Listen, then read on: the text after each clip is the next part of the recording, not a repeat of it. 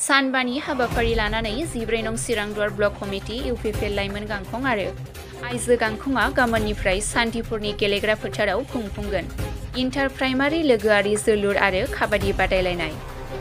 प्रमद बर' दैदेननाय UPPL सोरखारखौ आथिखालाव गुबुन गुबुन बिथिङाव खामानि मावनायाव मुखुब जानायखौ नुनो मोननाय जादों।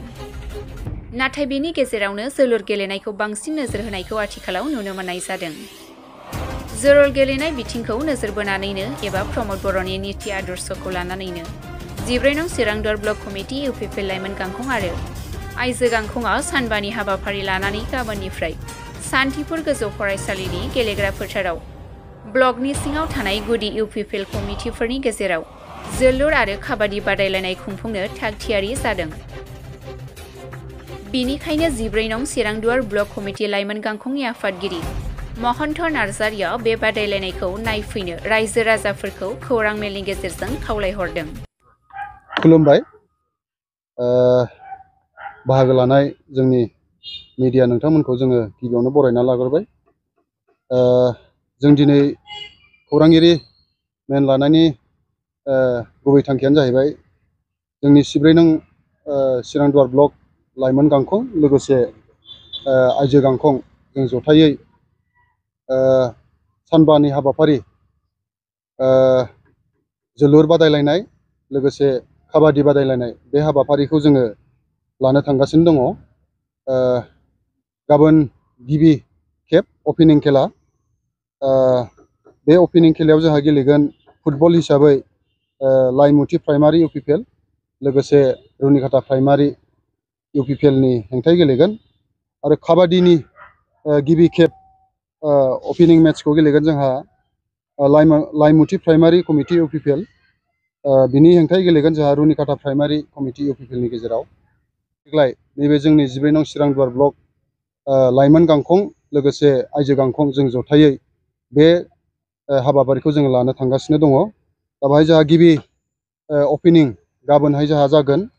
बे अपेनिंआव जोंहा गाहाय आलासि महरै बाहागो लाफैगोन जोंहा जोंनि 14 नं कनस्टिटिउन्सिनि EM सार रन्जित बसुमतारिया बाहागो लाफैगोन। जर'खा आलासि हिसाबै जोंहा बाहागो लाफैगोन इराग्दाव ब्रह्म लोगो मावफुं आफादगिरि सेन्ट्रेल इउपिपिएलनि। दा बावहाय जोङो बेखौनो खावलायनो सानदों जोंनि ओनसोलाव थानाय साफ्रोमबो गेलेनायखौ मोजां मोनग्रा रायजो राजा बिथांमोनखौ जोङो नैबे जोंनि जानो गोनां फुटबल आरो काबादि गेलेनाय हाबाफारियाव जाहाथे लैहोर लैहोर बाहागो लाफैनानै जोंखौ मदद होफैयो बेखिनिखौ आं खावलायबाय। मा जायगायाव जागोन? जोंहा बियो जोंनि नैबे खेलाया जागोन जोंहा जोंनि नैबे सान्थिपुर गोजौ फरायसालिनि गेवलां गेलेग्रा फोथाराव जानो थांगासिनो दङ।